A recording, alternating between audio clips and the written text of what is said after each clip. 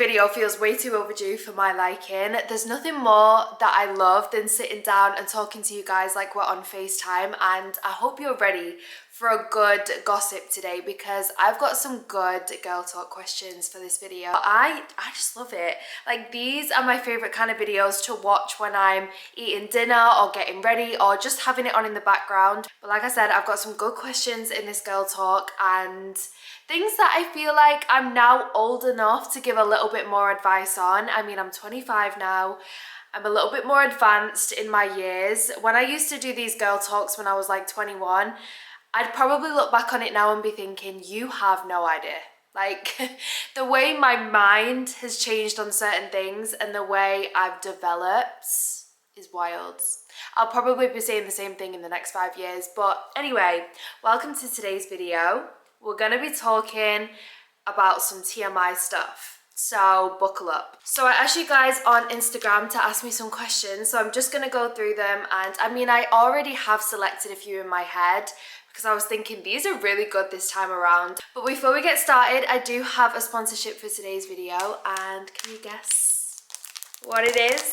It's Casetify, and I love Casetify. I only wear Casetify cases. I probably first heard about them 2 years ago maybe, and I think it was because Kylie posted in one of their cases, but since then I feel like everyone and their mom has been talking about Casetify cases, and that's because they're literally so good. Not only do they have a million different designs, I mean, I'm really picky with phone cases. I don't know whether it's just me, but I feel like this is part of an accessory, but there's loads of different designs to choose from. This is the one I've got on currently. It's giving summer, it's really cute. But I do have a couple of different designs that I'll show you as well. I like to change my phone case up a lot. I get bored way too easily, but like I said, there's so many different designs and you can custom them as well. But the best thing about these cases is if you're anything like me and you're so clumsy, I mean, you're probably nothing like me because I literally probably drop my phone about 5 times a day. But if you ever drop your phone, these cases are so durable that they've actually passed military grade drop protection standards. Military grade. This part around the camera is also raised so it protects your camera as well, which is why I got a new phone, because my camera actually got damaged on my other one because I wasn't wearing a case. I'm going to show you a little example of the drop test. So these phone cases are meant to have a drop protection of up to 6'6". So this is my phone before, as you can see. Absolutely no cracks. This is actually a new phone, so you know that I trust in these cases that I'm literally going to drop this. Would you say that's 6'6"? We're going to say that's about 6'6". I'm going to drop this phone case from here.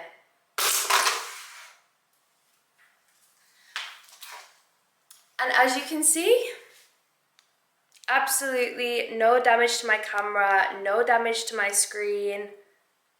They're incredible. The cases also have UV Defender technology, which prevents it from getting damaged or discoloring. They've got a scratch resistant coating as well, so the phone cases actually last for so long and they're sustainable. So they're made from up to 65% recycled and plant-based materials, so obviously great for the environment as well. And like I said, so many different designs, so I'm going to show you a few that I picked out. I also got this one, which is like a really cute summery floral print, and then I also got a personalized one, so this one has my name on it. And I got this one's super cute. I really like the design on this one. I also have the little beads for my phone as well. These ones are just little pearls and they're just so gorgeous. I feel like it just helps when you're like carrying loads of things and you just need to, you know. I'm going to leave a link to Casetify's website in the description box if you guys want to shop. I highly recommend. I literally only ever wear Casetify cases, and I'm sure there will be a design that you love. Like, there's literally so many. These are the ones I chose, but I could have literally chosen so many more. Massive thank you to Casetify for sponsoring this part of the video. Now let's get into some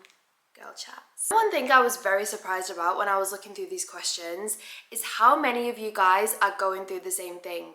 So whatever piece of advice you wanted or whatever problem you came to me with, I promise you at least 5 other people are going through the same thing or something similar. And I feel like that's so comforting, because I think sometimes when you're going through something you can really feel on your own, but I swear, there's someone out there feeling exactly the same as you. I feel like I wish I could put you all in a group chat so you can all talk about it. Like, I wish we could be in one big group chat. Okay, so let's start with like a generic one.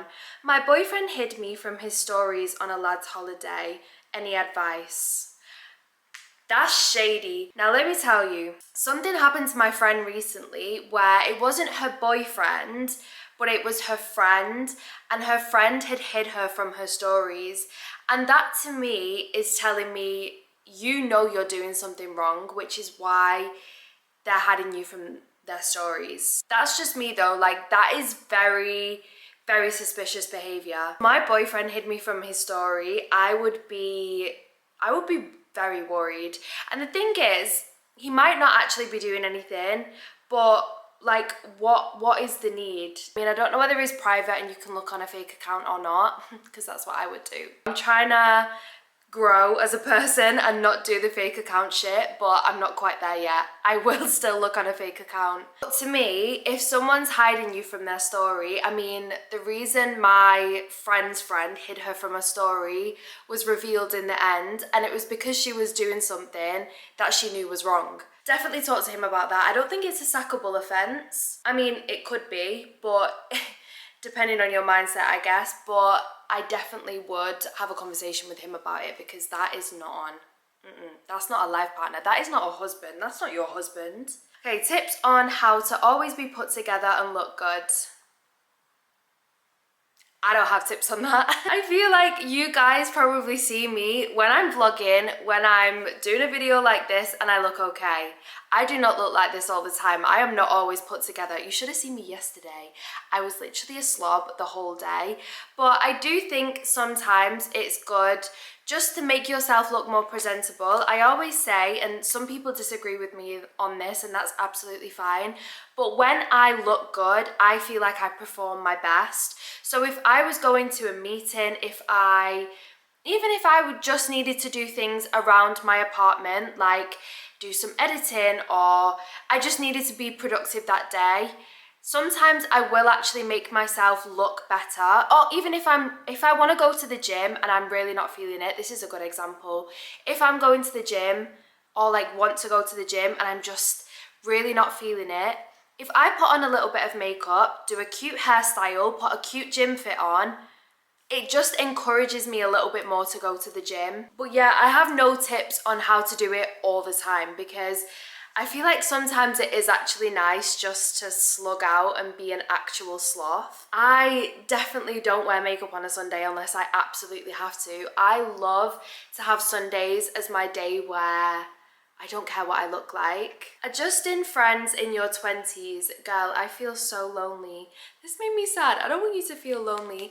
I did actually have a lot of questions and like people wanting advice on things that are happening in our 20s. 20s are such an odd age, especially when you get to mid-20s. Mid-20s is weird. It's so weird. I feel like a completely different person than I did 2 years ago, even a year ago. It's so strange. And obviously with you changing who you are, your friends are also going to change, and you're going to change your friendship groups. And I said this in another girl talk, I think, but I want to reiterate it because I think it's so important.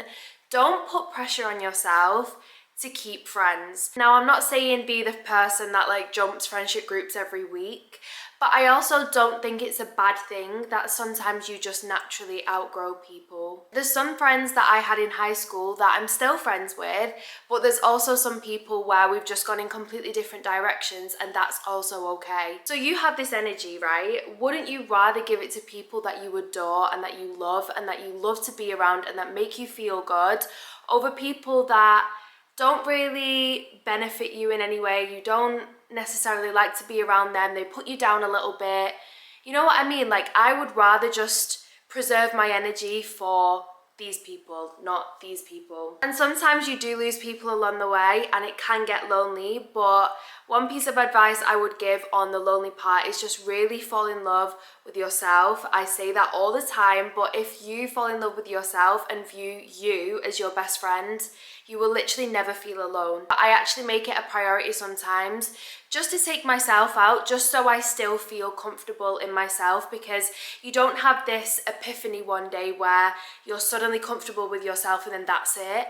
You still have to work on that, and I still get lonely sometimes. Sometimes I feel like I've really mastered self-love and, you know, I'm really comfortable being by myself and anyone in my life could leave and I would be absolutely fine.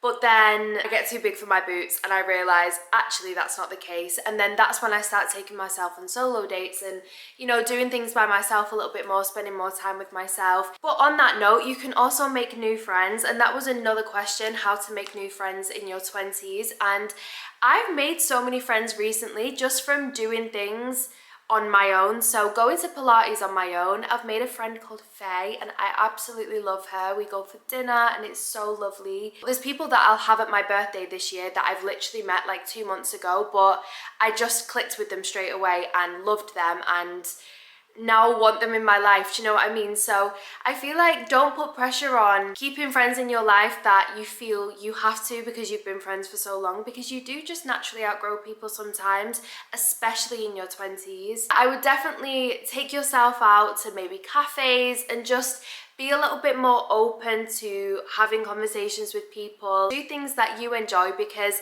the people there at these classes or Pilates or gym classes or whatever it is will also be enjoying the same thing that you do and be on the same wavelength as you. So yeah, that's what I would advise. I think I've definitely been closed off before because I've been like, oh, I don't need any more friends. I like having a small circle.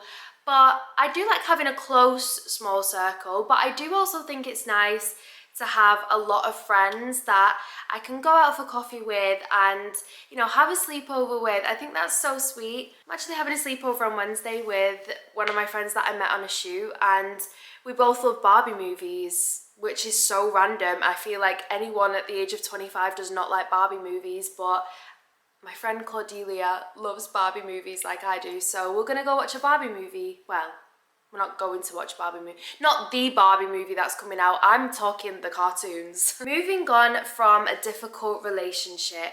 Now, this is one that I got so many times, and every single girl talk that I ever do, there will always be a section about breakups, and I have the same piece of advice every single time on breakups, and it is view this as you turning a chapter.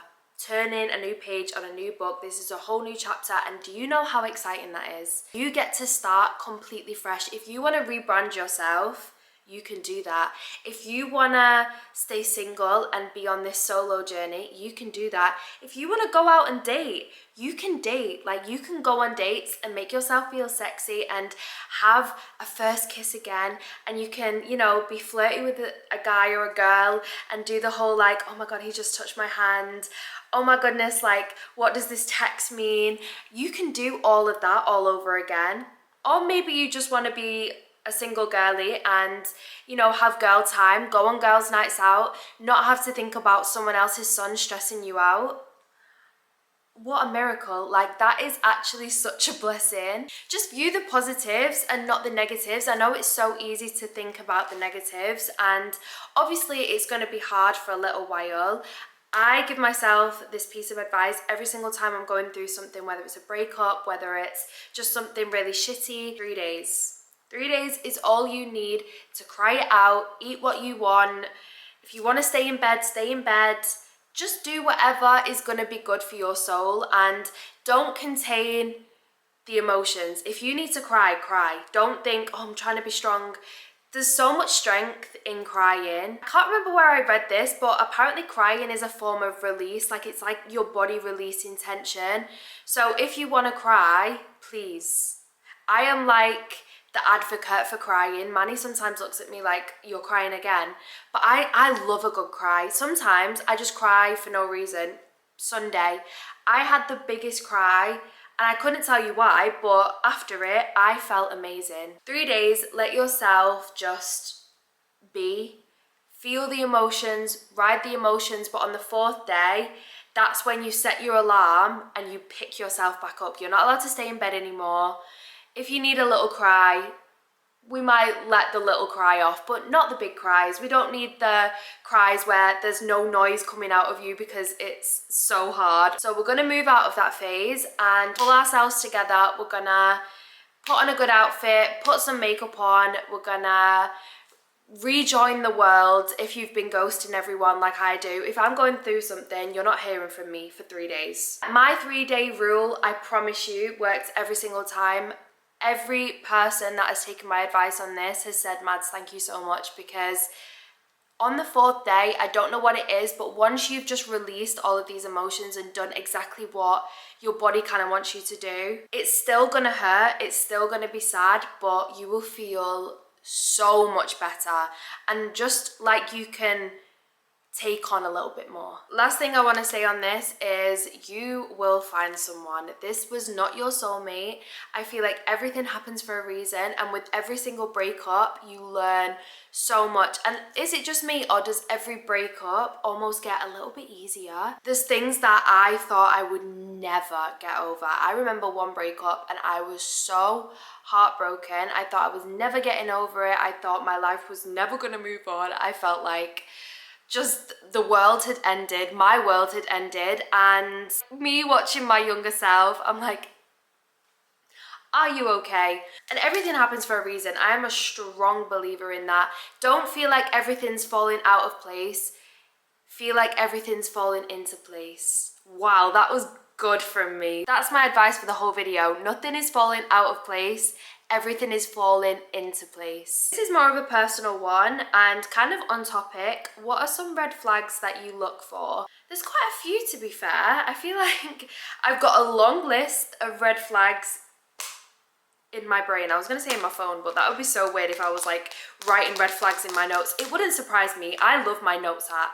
I use my notes app for everything. Mine would be any narcissistic tendencies. I've definitely been with a narcissist before, and I mean, you can Google it, you can Google the traits. They gaslight you. I don't like being gaslit, let me tell you. As soon as I feel like I'm being gaslit, I will cut you dead and be like, no.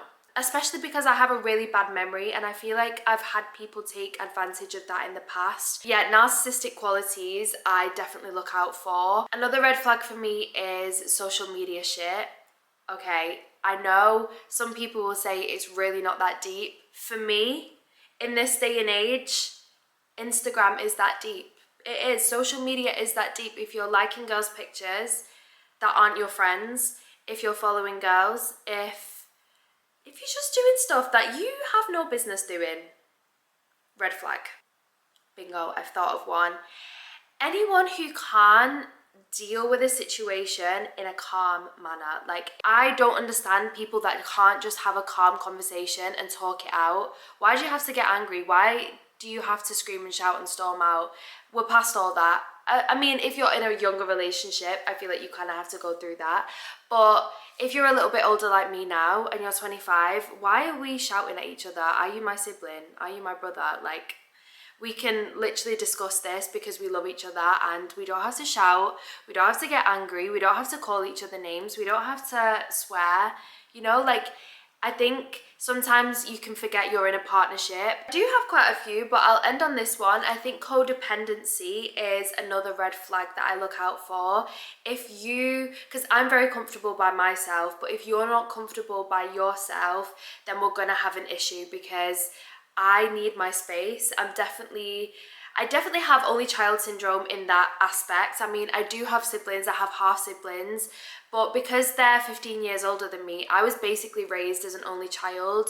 And I feel like already I'm quite an independent person, but having only child syndrome on top of that, I need my space. I need my independence, and I can't have someone that relies on me or is codependent on me. And I think it's kind of icky as well if you feel like someone just like relies on you so much for everything. Okay, going on to a completely different topic. How to stop comparing my body. This is so difficult, especially when social media is a thing. I don't really think I'm in a position that I can give like great advice on this, but the advice that I've tried to take myself is just remember that I've been blessed with the body that I have. I can walk, I can run, I can be active, I can do so much with my body. I just feel like having my body is such a blessing, and once you start almost affirming that to yourself, that your body is your home, this is where your soul lives,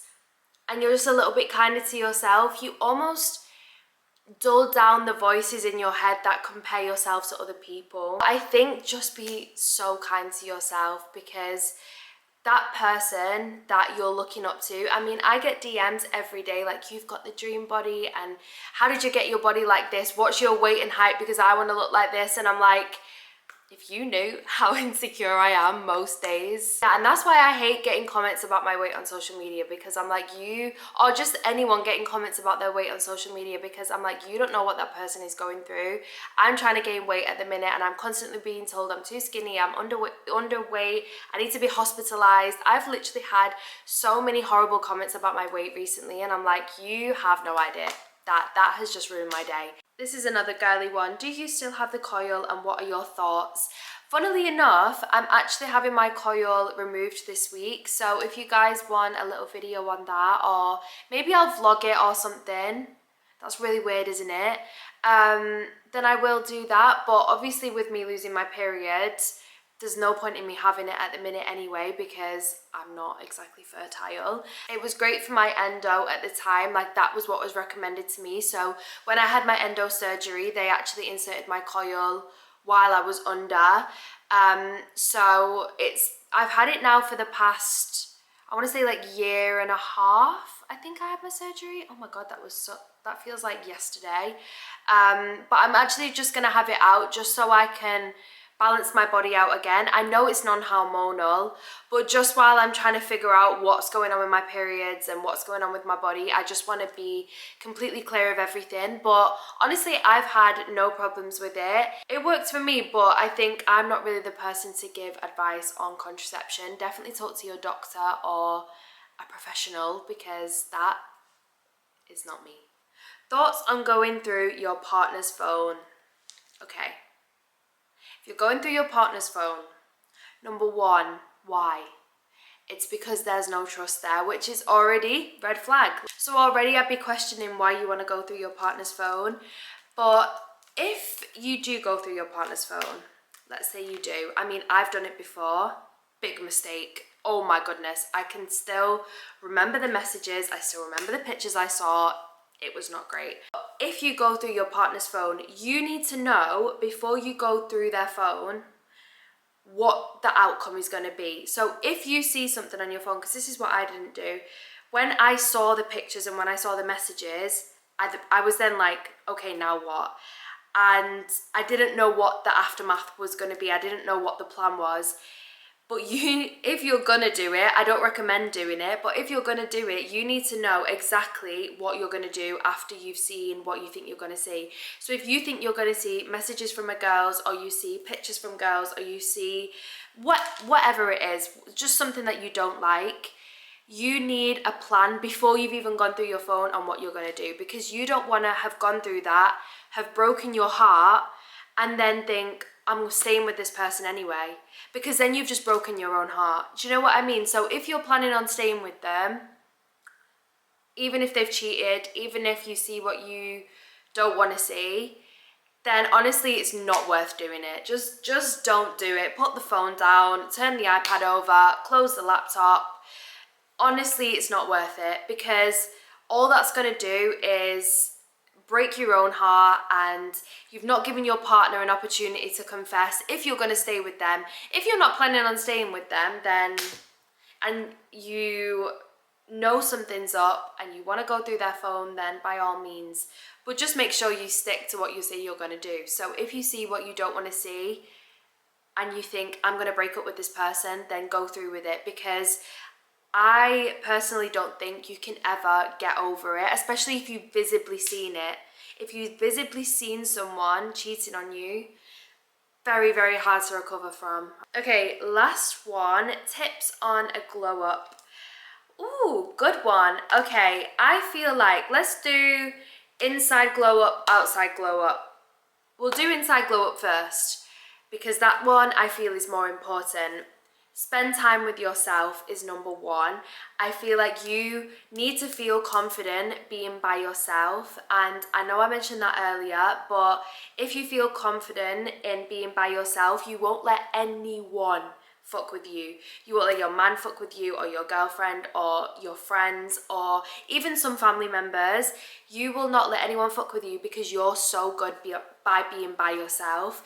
And do you know how much strength there is in that, and how much confidence you will have from that? You have to be a very, very strong character to not let anyone cross your boundaries, no matter how much you love them. And people crossing your boundaries and you cutting them off isn't you being unkind, that's you being kind to yourself. Also, having a mental glow up, sometimes you have to be self-disciplined.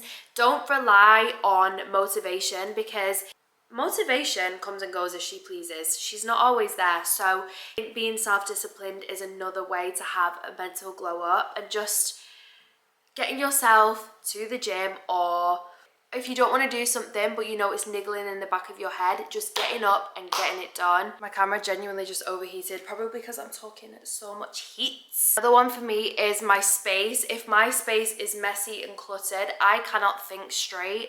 I don't know whether that's me being a Virgo, but I need my area clean. So even cleaning the space that you live in, whether it's your bedroom, your apartment, your home, wherever you're living, just having a big clear out, if you need to have a big clear out, and just having a clean space honestly can do so much for your mental. Eating good as well. I'm not saying all the time. I love a McDonald's. I love to eat takeout. I love sweet foods, as we all know. I love cakes and chocolate and whatever. But if you're eating that constantly, you're gonna feel sluggish and you're not gonna feel good on the inside. I know after a McDonald's, I love the McDonald's. I thoroughly enjoy it. It's a 10 out of 10 experience. But afterwards, I do feel like shit. Whereas if I have a really healthy, like, salmon bowl, I feel full of energy afterwards. So I think obviously eating McDonald's and eating takeaways is absolutely fine, but if you're doing it all the time, it's not going to make you feel good, and it's not going to give you energy, and it's not high vibrational food. I've been learning about that recently, course on TikTok, but it's not a high vibrational food. So just making sure you're eating balanced, I would say. Another really big tip is just being kind to yourself. Giving yourself days off, giving yourself rest days, telling yourself that you are beautiful and you are worthy to be here. You're perfect, you're well aligned, everything is happening for you the way it's meant to happen, and everything is falling into place. Trying to be more positive. Like, when you're having a negative thought, try and cut it off and change it to a positive one. So, oh my goodness, this person left me, which means I'm not good enough. Actually, this person's left me because they're not good enough for me and they're not my person. So them leaving me, thank you. Well done, off you pop, because my husband is actually waiting for me somewhere, and that was meant to happen. That fell into place. But I personally think it's a form of self-care, keeping on top of my hair, and I love to get my laser. I actually think investing money into yourself isn't a waste of money. Like, that is never going to be a waste of money. Getting your nails done, call me superficial, but I just know I perform so much better, and I live a more fulfilled life when my nails are done and I feel pretty. And call me superficial, I don't care, because it makes me feel good. Okay, I'm gonna leave this video here. Thank you guys so much for listening to me ramble on, as I always do, but I hope you guys enjoyed this video. A massive thank you to Casetify for sponsoring this video. Like I said, I'm gonna leave a link down below. I could not recommend them enough. They're absolutely incredible, and there's definitely a design for everyone. I love you guys so much, and I really hope to see you in the next video.